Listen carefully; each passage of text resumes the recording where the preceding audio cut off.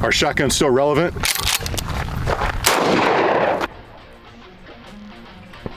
I'd say so, because that target's never gonna dance again.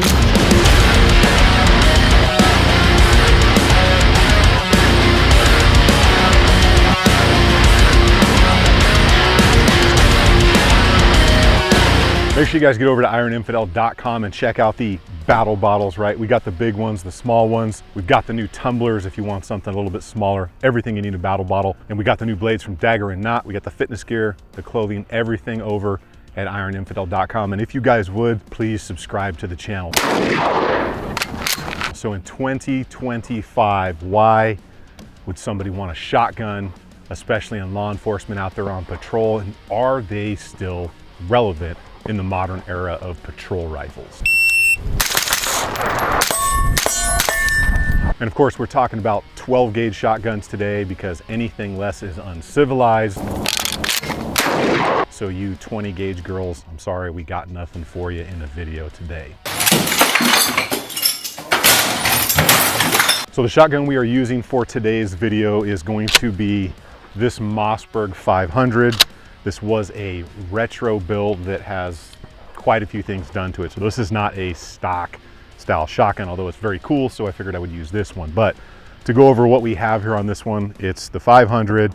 It is their retro series, but it's been completely redone with Mancomp and Wooks. So we've got Wooks furniture as far as the stock and all the furniture up here on the front. Mancomp redid the action. They redid the magazine tube in here, so it's 8+1. All stainless steel springs, stainless steel followers. We've got their sighting system up here, which is red dot ready for an RMR. Got an upgraded safety on there, and that's one of the things I love about the Mossbergs is the safety is up here instead of down here cross bolt style. We've got their shell caddy right here, so you can fit extra shells in there if needed for reload drills. And on the front, we have integrated M-lock here, so you can put anything your little tactical shotgun heart wants onto. We do have a sling swivel here on the back, which is nice to run a sling. And then we, on our sights, they are ghost ring setups on the rear, and they are fully adjustable. So overall, very cool setups as a complete package from Wooks and Mancomp, of course. And then we do have some very beautiful Mancomp porting up here, which makes this thing just a pleasure to shoot. Obviously the front sight with some good stuff going on there. And just in case you ever need to go full trench warfare, World War I, got a bayonet lug up there. Pretty cool setup overall. But these are probably some of the more well-proven shotguns in the industry. This design's been around a very long time. It's been used in a lot of scenarios. And shotguns, even though they may have fallen out of favor, are still extremely relevant depending on the purpose and what they're being used for. Now, for those of you that don't know the different types or the mechanics of a shotgun, this is a mechanically operated shotgun, meaning that you have to run that action.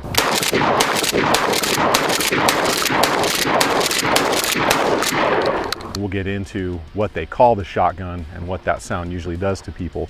But there are semi-auto versions as well. Benelli M4, the Beretta Ultima, the 1301, the 940s from Mossberg as well. But this thing, if you don't run it, it will absolutely run you, because you have to physically work that action, and you've got to work it with some strength to make sure that you're going to get those shells out of the tube into here, let the elevator do its job, push that shell in there, and then obviously the thing goes kaboom.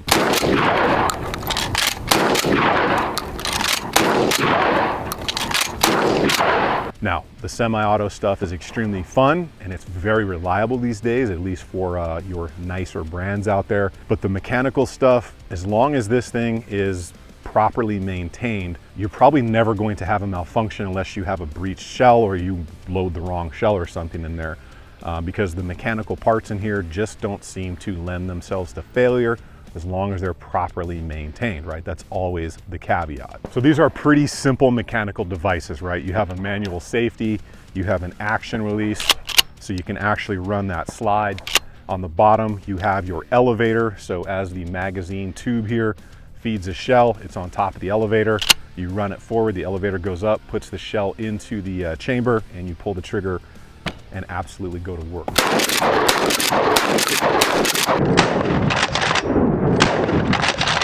box. So a very simple device, which is why it is so reliable, and they've been around for literally a couple hundred years probably at this point. So all you have to do after you run that action is just send it with love.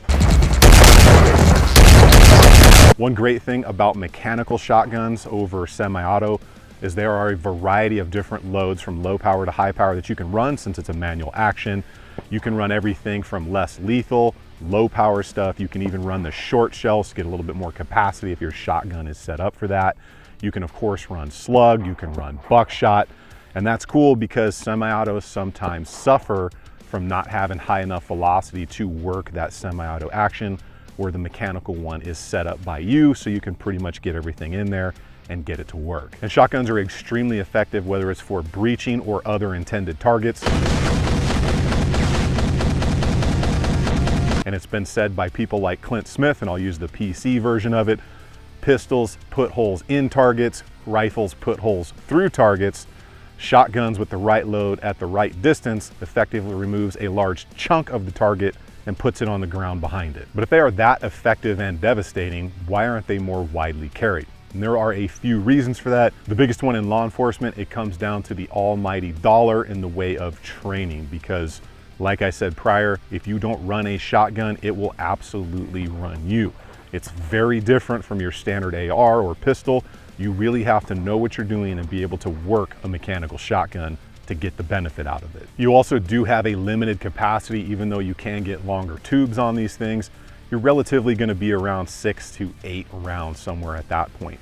They are slightly limited depending on your load of what distances you're going to be able to effectively use them at, whether it is slug or whether it's going to be double aught or bird shot if you're out hunting with it or something like that. And then you're also going to have another issue that's going to come up when you use buckshot, depending on the distance.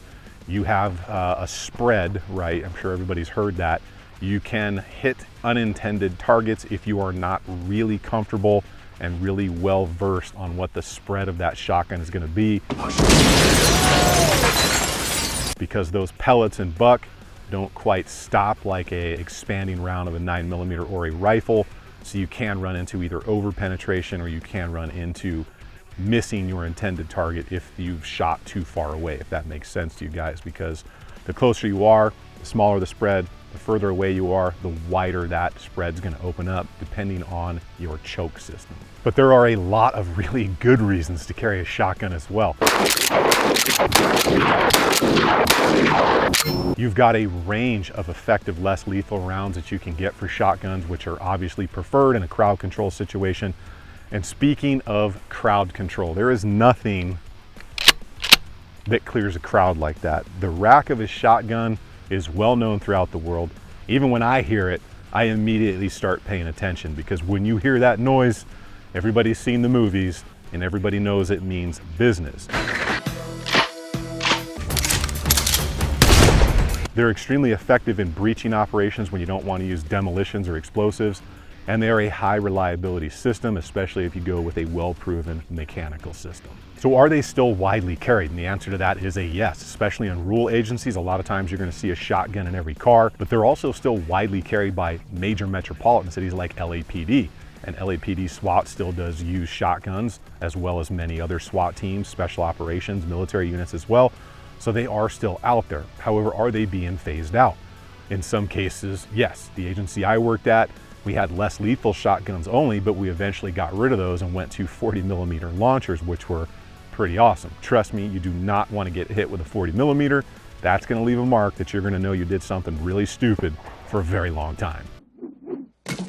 Now, are they effective? I would say 100% yes, as long as the end user knows the scenario, the situation, and the right load to use, whether it's crowd control, whether it's less lethal, whether it's breaching. The shotgun is still extremely effective. However, some agencies have opted to put patrol rifles in every car based on distance, round count, things like that, instead of a shotgun. But they still are an extremely viable option for a great many scenarios, depending on the agency and the settings that you are currently working in. I don't think that shotguns are going to disappear anytime soon from modern law enforcement or the military uses, because of the options they do open up for you, whether it's less lethal or lethal munitions in there. However, they definitely are not as in favor now as compared to 20 or 30 years ago, or even 10 years ago, where it seemed to be most patrol cars had a shotgun in the trunk or in the cab of the car with you. But I'm curious to know, is your agency still issuing or carrying shotguns, or have they completely moved on to patrol rifles and launchers like a 40 or a 37 to deal with those scenarios when it comes to less lethal smoke, all that stuff? Because me personally, having seen shotguns come out on scenes for crowd control, I can absolutely promise you they work. Well, let me know what brand or style of shotgun, whether it's mechanical or semi-auto, that your agency is issuing or allowing you guys to carry, and I'll see you guys out on the range.